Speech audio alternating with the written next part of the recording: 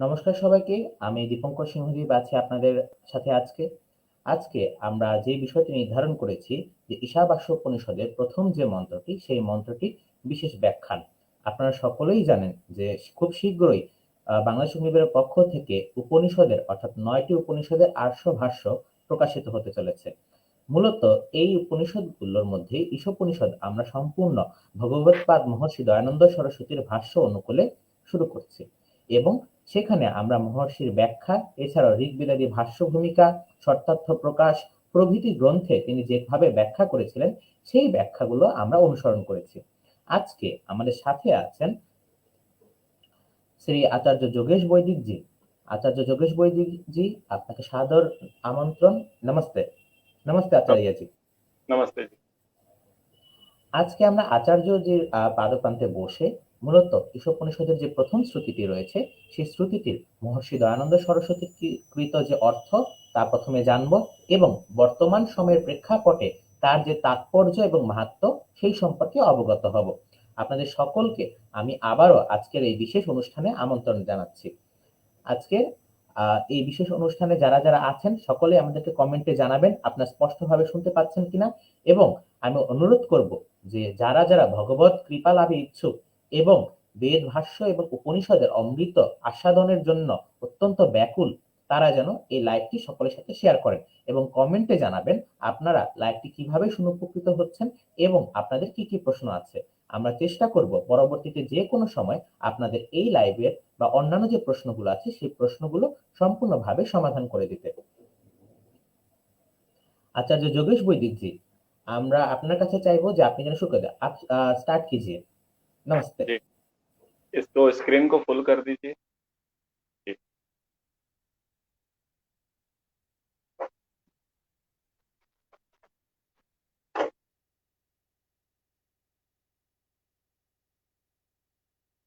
ओम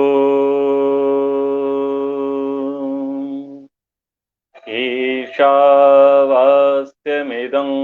सर्वं यत्किञ्च जगत्यां जगत् तेन त्यक्तेन भुञ्जीथा मा गृधा कस्य स्विद्धनम् मा गृधा कस्य स्विद्धनम्।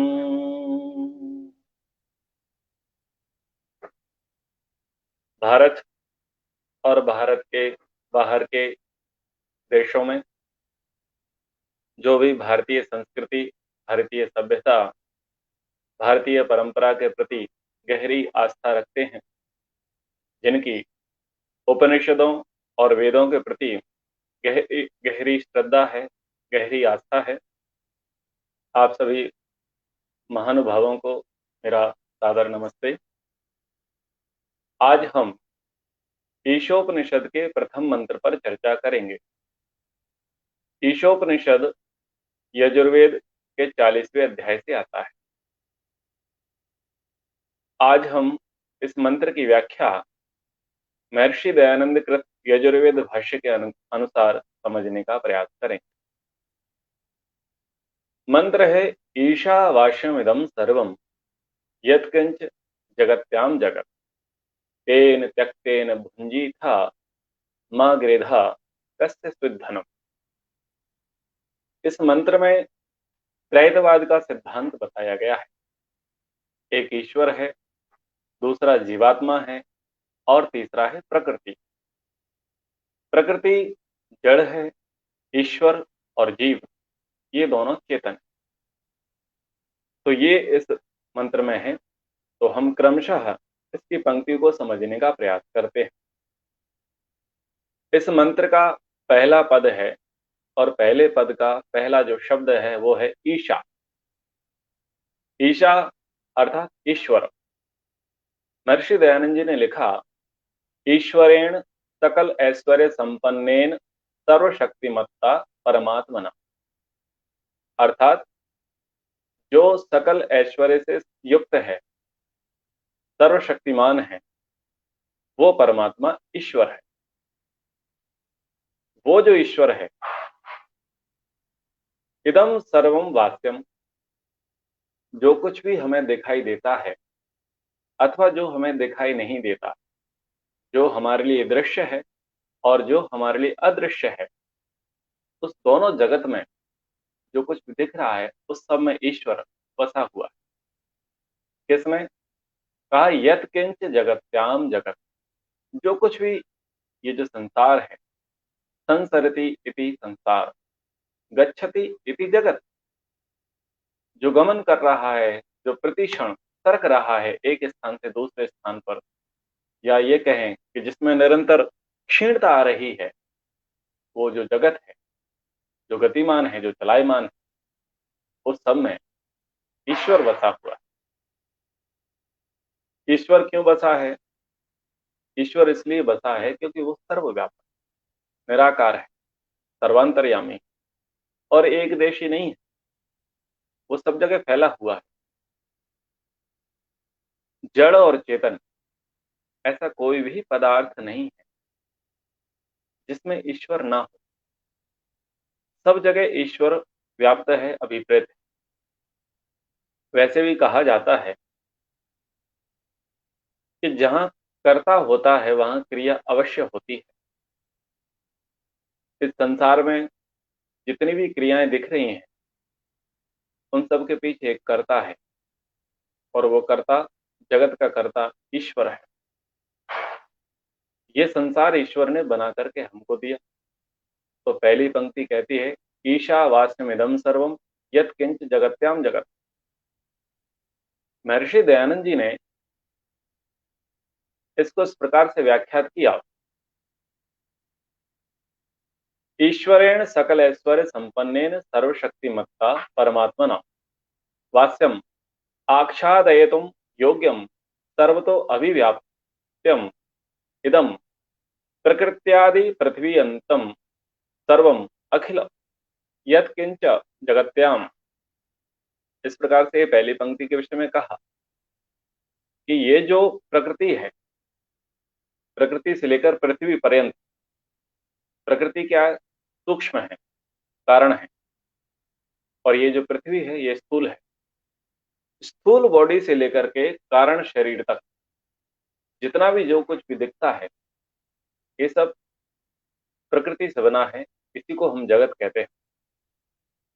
तो ये जो सारी प्रकृति है, जो प्राणियों की सृष्टि की है, चरचर प्राणियों की सृष्टि की है, उस सब सृष्टि में ऐश्वर्यशाली परमात्मा व्याप्त है, और उसने सब ओर से इसको छाया रखा है, ढक रखा है। दूसरी बात आती है, कहा कि तेन त्यक्तेन भुंजी था, ये जो संसार परमात्मा ने बना करके दिया, इसका हम त्याग पूर्वक भोग करें। क्यों? कहा कि मां गृधा, इस पर लोभ ना करें, और कैसे शुद्ध धनम, क्योंकि ये धन आपका नहीं है। तो ये सरल सरल व्याख्याएं मंत्र के आधार पर मैंने आपके लिए कही। महर्षि दयानंद जी इस मंत्र के भाष्य में कहते हैं कि जो मनुष्य ईश्वर से डरते हैं कि यह हमको सदा सब ओर से देखता है, यह जगत ईश्वर से व्याप्त और सर्वत्र ईश्वर इसमें विद्यमान है, इस प्रकार व्यापक अंतर्यामी परमात्मा का निश्चय करके भी अन्याय के आचरण से किसी का कुछ भी द्रव्य ग्रहण किया नहीं चाहते, वे धर्मात्मा होकर के इस लोक के सुख और परलोक में मुक्ति सुख को प्राप्त करके सदा आनंद में रहते हैं। महर्षि दयानंद जी ने ऐसा भाष्य यहाँ पर किया, इसके भावार्थ में लिखा। कहने का भाव यह है कि जो व्यक्ति, जो मनुष्य ईश्वर से डरता है, ईश्वर से क्यों डरे? इसलिए डरे कि वो संसार का स्वामी है, संसार का मालिक है, और प्रत्येक स्थान पर वो विराजमान है, घटघटवासी है। हम मन में जो विचारते हैं, वाणी से जो बोलते हैं और शरीर से जो कुछ भी क्रिया करते हैं, ईश्वर प्रत्येक क्षण उसे देखते हैं, उसे सुनते हैं, उसे जानते हैं।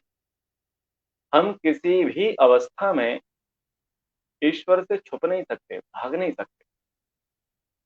ईश्वर हमें हर समय देख रहा होता है, तो उसके पास हमारे कर्मों का पूरा पूरा हिसाब है और वो न्यायकारी है। कर्मों का ठीक ठीक फल देता है, ना कम देता ना अधिक देता, ना घटाता ना बढ़ाता। इसलिए हमें ईश्वर से डरना चाहिए। क्यों डरना चाहिए?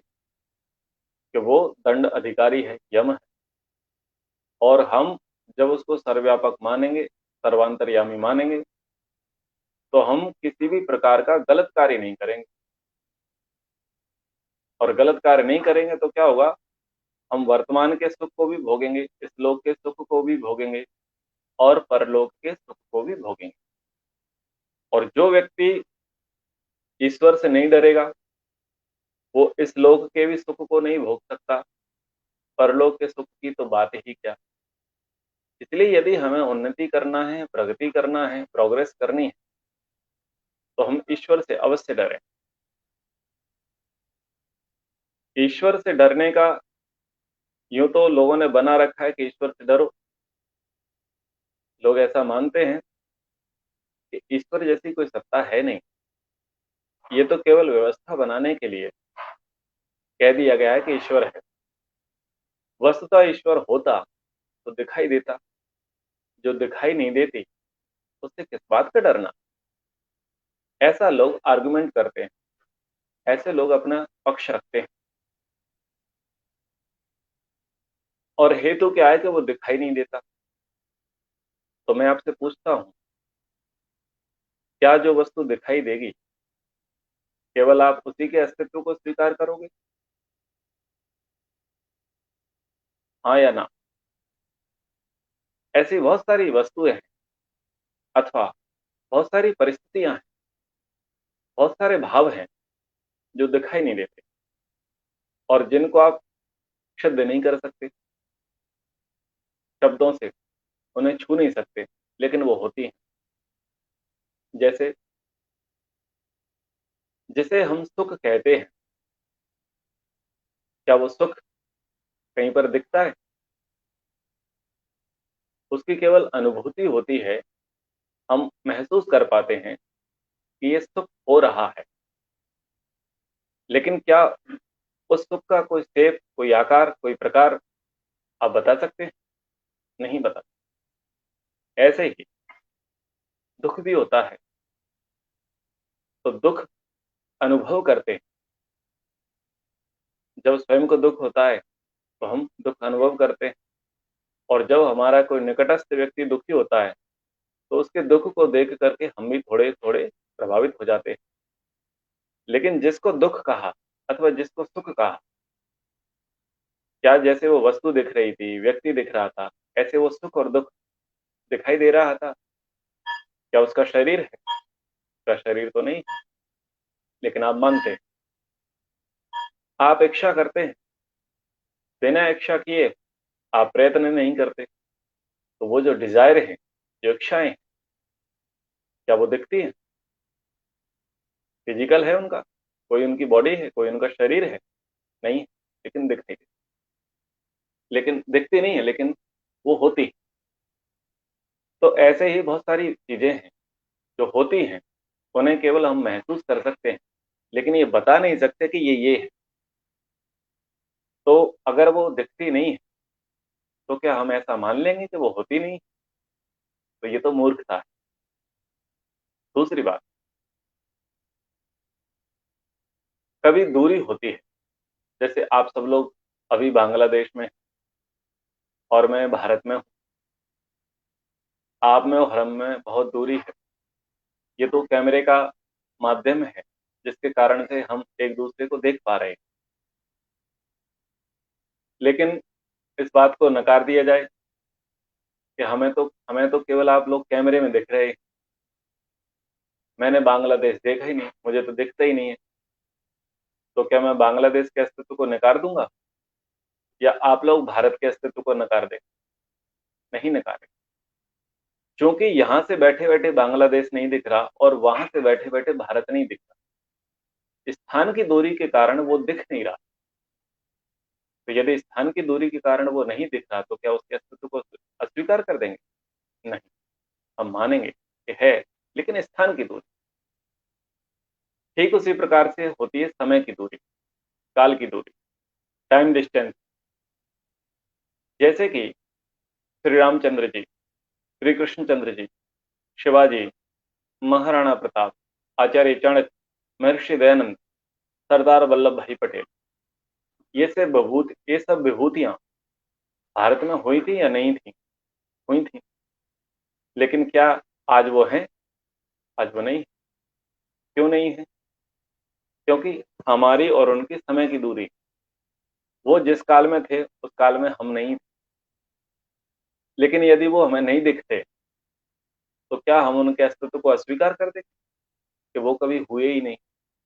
हम उनके अस्तित्व को अस्वीकार नहीं करते। तो दूसरी बात क्या निकल करके आई कि समय की भी दूरी होती है जिसके कारण से वस्तु या व्यक्ति दिखता नहीं। तीसरी दूरी होती है आवरण की, ओट। जैसे कोई पर्दा लग जाए बीच में तो पर्दे के कारण पर्दे के उस तरफ क्या है वो हमें दिखाई नहीं देता। तो दिख तो नहीं रहा प्रेजेंट में, वो ओट है, छुपा हुआ है। तो छुपा हुआ है, हमें नहीं दिख रहा है, तो क्या हम उसके अस्तित्व को अस्वीकार कर देंगे? नहीं करें। यानी वो है, लेकिन दूरी किस बात की है? पर्दे की है। तो ऐसे ही किसी की आड़ है, समय है, काल है, स्थान की दूरी है। इनके कारण से हम वस्तु को देख नहीं पाते, हम उसको प्रत्यक्ष नहीं कर पाते, लेकिन वो होती। ईश्वर से ना हमारी काल की दूरी है, ना समय की दूरी है, ना स्थान की दूरी है, ना ही किसी प्रकार का पर्दा है। ईश्वर से हमारी कोई दूरी नहीं। हम वर्तमान हैं, ईश्वर भी वर्तमान। हम जिस स्थान पर हैं, ईश्वर भी उसी स्थान पर है। हम जिस समय में हैं, उस समय ईश्वर भी। तो ऐसी कोई दूरी हमारी ईश्वर से नहीं है। हमारी ईश्वर से दूरी है ज्ञान की, नॉलेज की। जैसे कि आपके पास कोई वस्तु है, लेकिन आप जानते नहीं कि उसका उपयोग क्या है। आप जब उसके उपयोग को नहीं जानेंगे तो आप उसकी वैल्यू नहीं समझेंगे, आप उसका महत्व नहीं समझेंगे, और वो पड़ा रहेगा। लेकिन जब आपको उसके विषय में नॉलेज मिलेगी, जानकारी मिलेगी, तो वो जो दूरी थी वो दूरी खत्म हो जाएगी, आप उससे लाभ लेना आरंभ कर देंगे। तो ईश्वर से जो हमारी दूरी है वो ज्ञान की दूरी, नॉलेज की दूरी है। तो क्या अर्थ निकला? ईश्वर इंद्रियातीत है, अगोचर है, लेकिन इसका अर्थ ये नहीं है कि वो है नहीं। जैसे सुख है, जैसे दुख है, जैसे प्रेम है, जैसे क्रोध है, जैसे इच्छा है, जैसे प्रयत्न है, जैसे राग है, जैसे द्वेष है, इनके नाम है, इनके लक्षण है, लेकिन ये दिखाई नहीं देते, इनका कोई शरीर नहीं है। वैसे ही ईश्वर है, लेकिन वो उसका कोई शरीर नहीं है। तो हम ये नहीं कह सकते कि यदि वो नहीं दिखता तो हम उसे नकार दें। ठीक है। तो अब प्रसंग पर वापस आते हैं। इसलिए हमें ईश्वर से डरना चाहिए क्योंकि वो सब जगह है, सर्वव्यापक। ये हमने आपको बता ही दिया। और उसने ये पूरा संसार बना करके दिया और हमको अपने कर्मों का फल दिया। अपने कर्मों के फल के अनुसार उसने हमें शरीर दिए।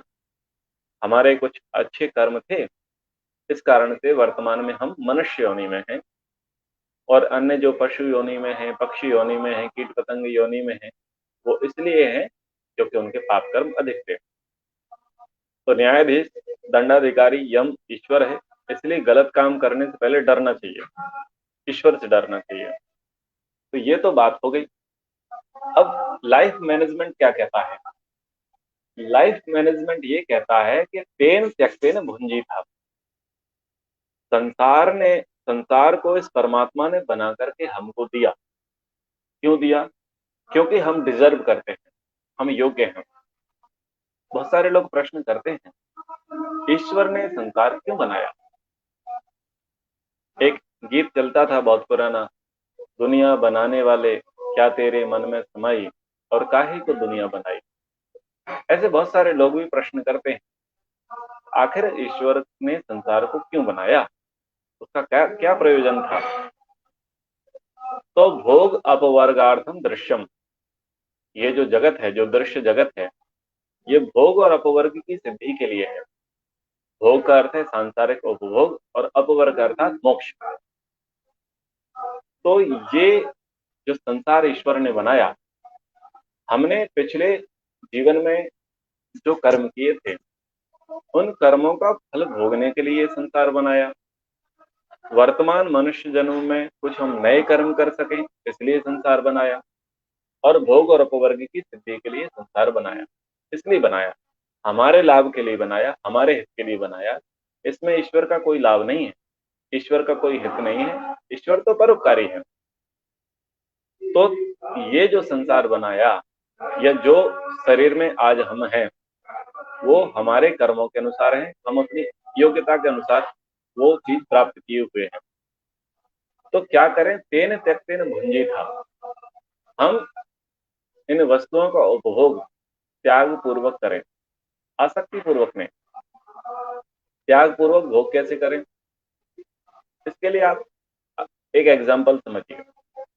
मान लीजिए आप गवर्नमेंट सर्वेंट हैं, राष्ट्रीय कर्मचारी हैं, अथवा किसी कंपनी में आप एज ए एम्प्लॉय जॉब करते हैं। वहां का जो फर्नीचर है, वहां का जो इंफ्रास्ट्रक्चर है, वो तो आपका नहीं, वो तो कंपनी का है, बॉस का है।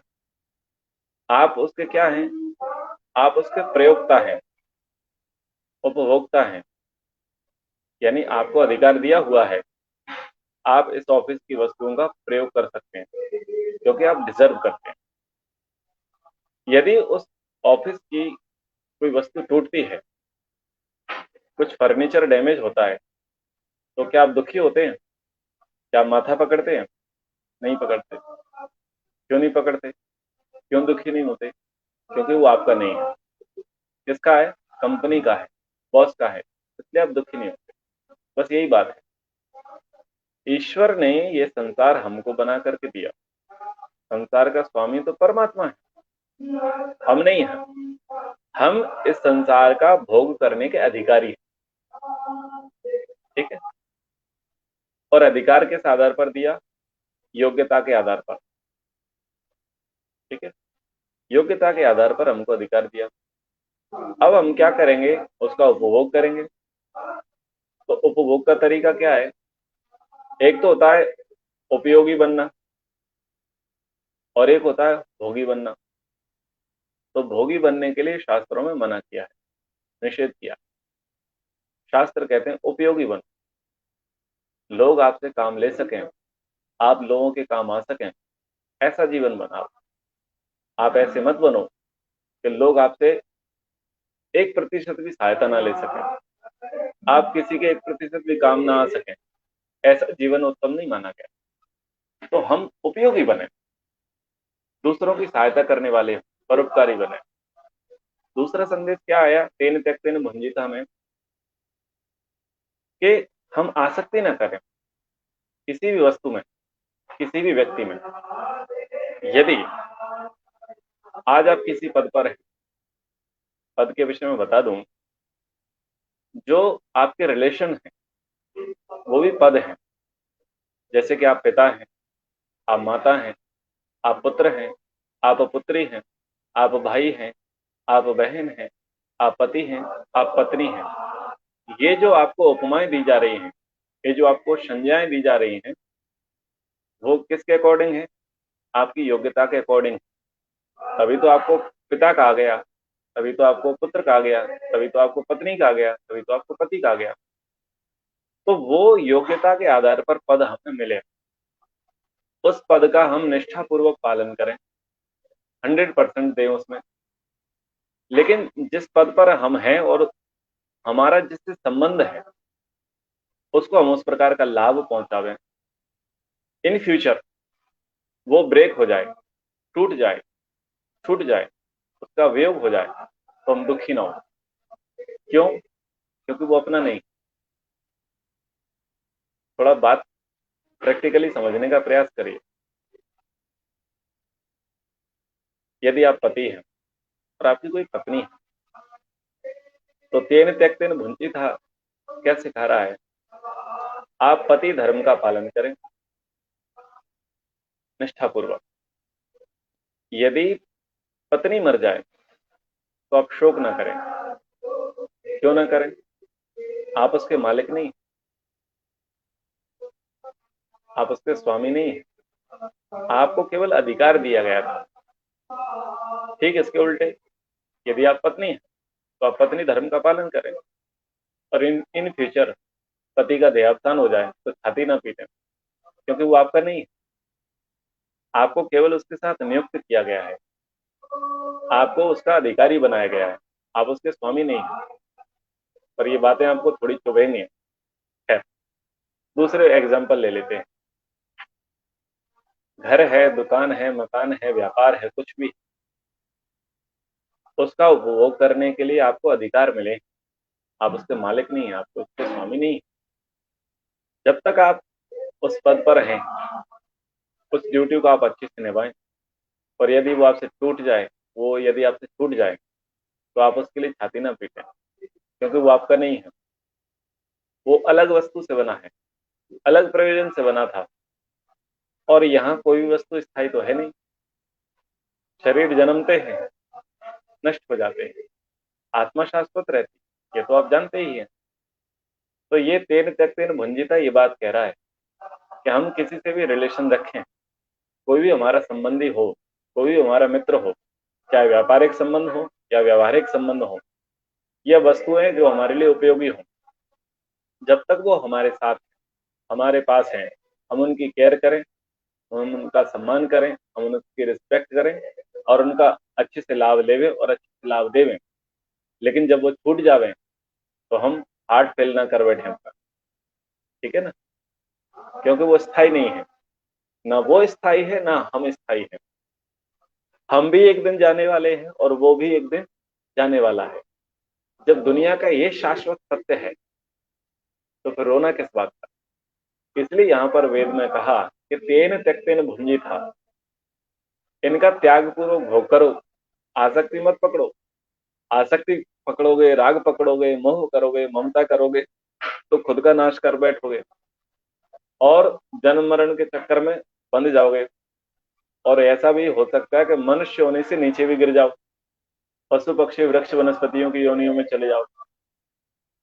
इसलिए यदि तुम अपना डिमोशन नहीं चाहते, प्रोग्रेस चाहते हो, प्रमोशन चाहते हो, आसक्ति मत रखो। ना किसी वस्तु में आसक्ति रखो और ना किसी व्यक्ति में आसक्ति रखो, लेकिन पत्थर दिल मत बनो। यहाँ पत्थर दिल होने के लिए नहीं बोला, यहाँ पर सूखा रूखा बनने के लिए नहीं बोला, यहाँ पर निराश होने के लिए नहीं बोला। यहाँ पर ये बोला है कि आप अपनी जिम्मेदारी निभाओ, लेकिन आसक्ति मत करो। ये बात कही है। फिर क्या बात कही? मां गृधा, लोभ मत करो। लोभ क्या करता है? लोभ नरक की ओर लेकर के जाता है। काम क्रोध मद मोह लोभ सब नाथ नरक के पंथ, तो नरकगामी होते हैं। किसी वस्तु या व्यक्ति के प्रति हम लोभ करेंगे तो उस वस्तु और व्यक्ति को भी हम चोट पहुंचा सकते हैं, और उसके कारण किसी दूसरे को भी चोट पहुंचा सकते हैं। और किसी दूसरे को पहुंचाएंगे तब पहुंचाएंगे, हम खुद बहुत बड़े गड्ढे में गिर सकते हैं। इसलिए लोभ से बचें।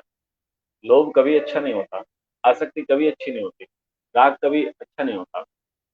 और मंत्र के अंतिम पद में कहा,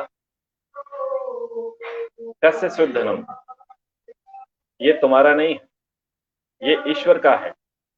जो कुछ भी वस्तु आपको दिख रही है, जितने भी शरीर दिख रहे हैं, उन सब का मूल कौन है?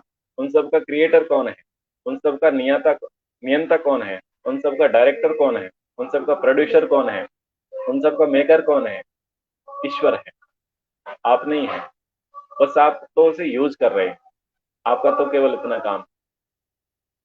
तो चूंकि समय का अभाव है और कम समय में इस मंत्र की व्याख्या आपके समक्ष रखनी थी।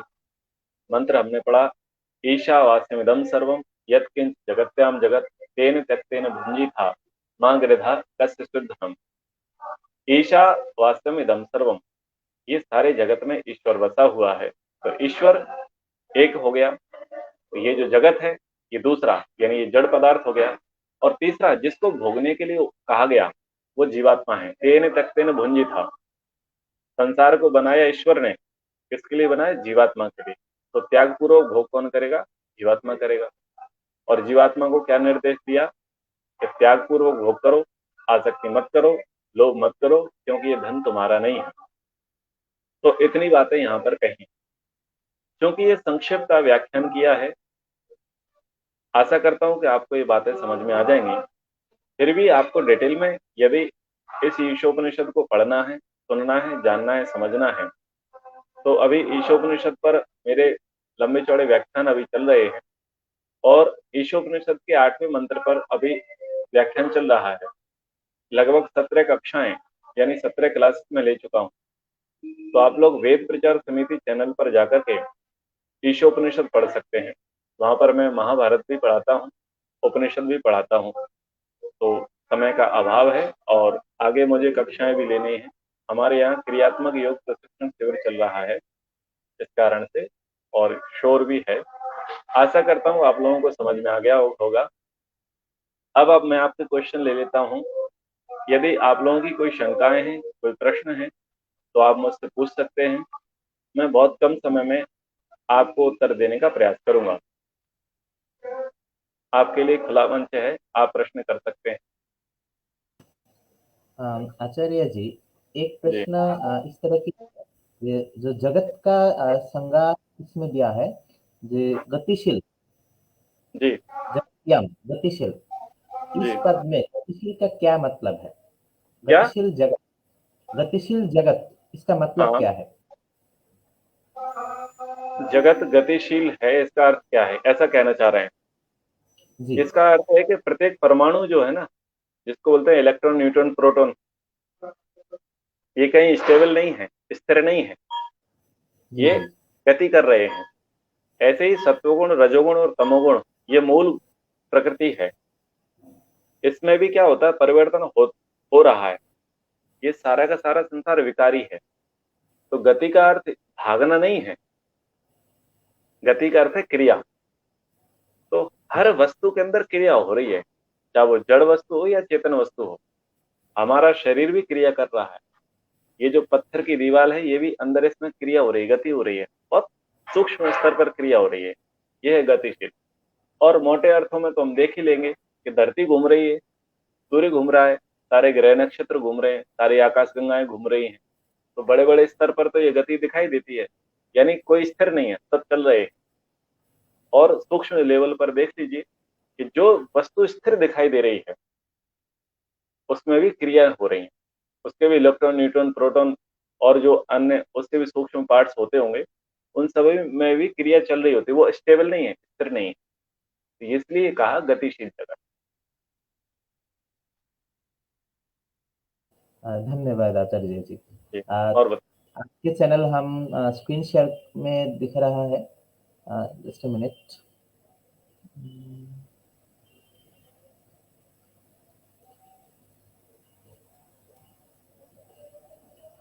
जो लोग आचार्य जी का चैनल और उनके प्रवचन सुनना चाहता है, देखना चाहता है, आप इस चैनल हमने लिंक दिया है कमेंट बॉक्स में। नहीं, सुनिए, आप ऐसा करिए, ये तो मेरा चैनल है पर इस पे मेरे व्याख्यान बहुत कम होते हैं। आप सर्च कीजिए वेद प्रचार समिति। वेद वेद प्रचार समिति। प्रचार समिति, हाँ।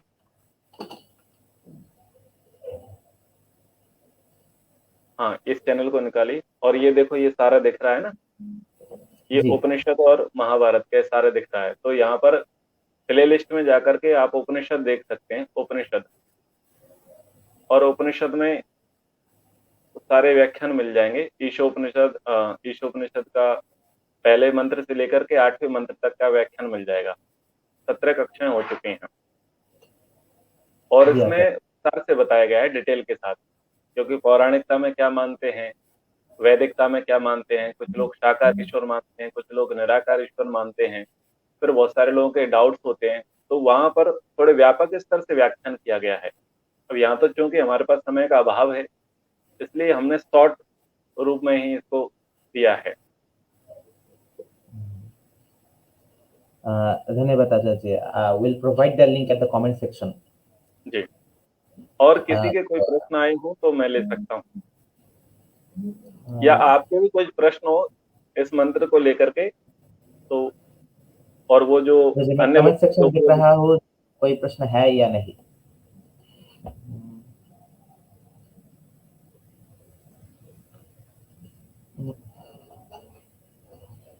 इस मंत्र में ईशावास्यमिदम, इस वश्य पद को जो लोग अद्वैती है, अद्वैतवाद और मायावादी है, उस लोग कहते हैं जो ईश्वर है वो समस्त जगत, खुद ही समस्त जगत है, उपादान कारण।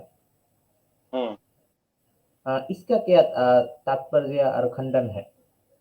ये देखिए, तीन कारण, जैसे आपने कहा उपादान कारण, उपादान कारण होता है रॉ मटेरियल, जी समझ पा रहे हैं ना। तो जैसा रॉ मटेरियल होता है, यानी जैसी कारण वस्तु होती है वैसी कार्य वस्तु होती है। तो यदि ईश्वर से ही ये जगत बना है, यानी ईश्वर ही जगत है, तो जैसा ईश्वर के गुण कर्म स्वभाव वेद में है, वैसे इन सब वस्तुओं में दिखते नहीं। यानी कारण के गुण कार्य में नहीं दिख रहे, तो कैसे मान लें। जी, अर्थात ईश्वर का जो वैशिष्ट वेद में दिया है, उसके साथ वर्तमान हम जो जगत दिख रहा है, उस जगत के साथ कोई तालमेल नहीं चलता। हाँ, सीधा सा लॉजिक समझिए, कारण के गुण कार्य में दिखेंगे।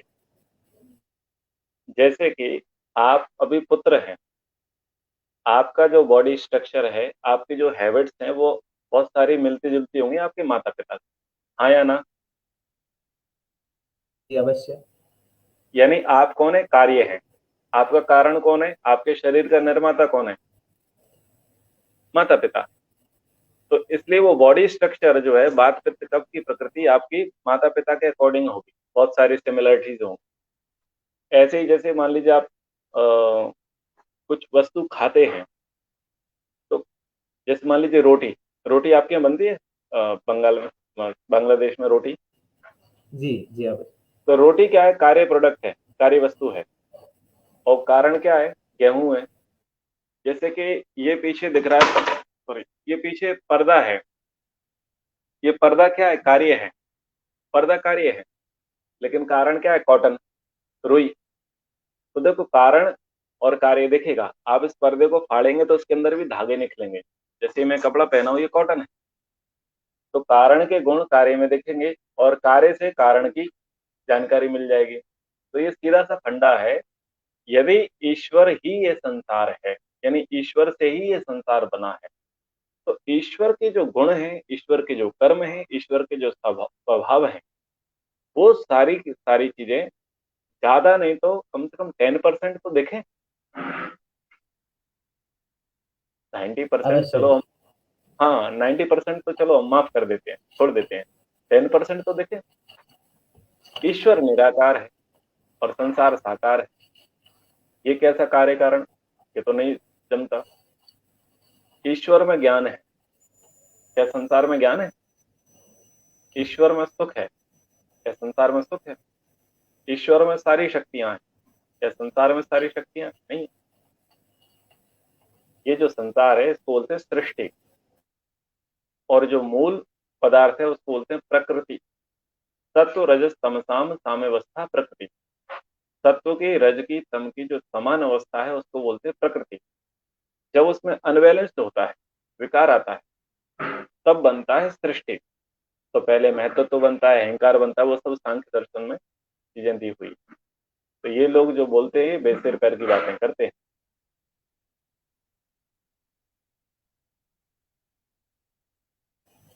एक प्रश्न कमेंट में आया है। जी, आर्य जी का आया है, मोक्ष प्राप्त करने के लिए कामना की क्या जरूरत है।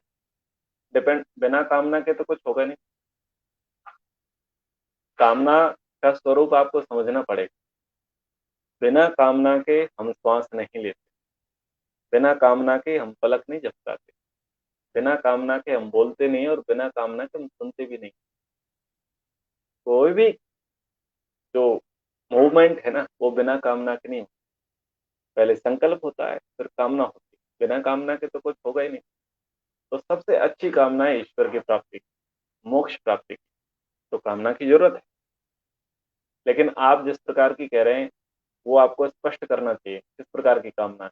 संसार में जिस प्रकार की लोग कामनाएं करते हैं, जिनको वासनाएं कहते हैं, वैसी कामनाएं अच्छी नहीं, ऐसी इच्छाएं अच्छी नहीं है जो हमें नरक की ओर लेकर के जाए, मनुष्यता से नीचे गिरा दे, वैसी इच्छाएं अच्छी नहीं। तो आप इस कामना को थोड़ा और स्पष्ट करें तो आपको का उत्तर और स्पष्ट मिल जाएगा ऋषि आर्य जी। धन्यवाद आचार्य जी। हमारे कमेंट सेक्शन में और किसी और कोई प्रश्न नहीं है। जी I think we can end for today. आज के लिए ये काफी है। ठीक है। तो आप मैं मेरे से समय ले सकते हैं, अभी तो मैं व्यस्त अधिक हूँ, तो आगे मेरे से समय ले सकते हैं, मैं आपको समय पर्याप्त दे सकता हूँ। ठीक। जी जी आचार्य जी, हमारे जो टीम है वो आपके साथ अवश्य कांटेक्ट करेगी। धन्यवाद आचार्य जी, हमें ठीक। आज के इस नमस्ते। सुवर्ण करने के लिए। नमस्ते। ठीक है, नमस्ते। ओ। ও নমস্কার সবাইকে। আপনারা যারা এতক্ষণ পর্যন্ত আমাদের সাথে ছিলেন, আচার্যজি যে আজকে অভূতপূর্ব ঈশোপনিষদের উপর ব্যাখ্যান প্রদান করেছেন, সেই ব্যাখ্যানের জন্য আমরা আচার্যজির কাছে আন্তরিকভাবে ধন্যবাদ জানাচ্ছি এবং তার প্রতি আমরা কৃতজ্ঞ। তিনি তার মূল্যবান সময় থেকে আমাদেরকে ঈশোপনিষদের অমৃত রস আস্বাদনের জন্য কিছুটা সময় আমাদেরকে দিয়েছেন। আমরা আশা করছি যে ভবিষ্যতে ঈশোপনিষদের ব্যাখ্যাগুলো আমরা আরো বিস্তারিতভাবে জির কাছে শ্রবণ করব এবং আচার্যজি আমাদের উপর তার যে কৃপা দৃষ্টি এবং তার যে অনুগ্রহ সবসময় আমাদের উপর রাখবেন। সকলকে ধন্যবাদ। নমস্কার। নমস্তে।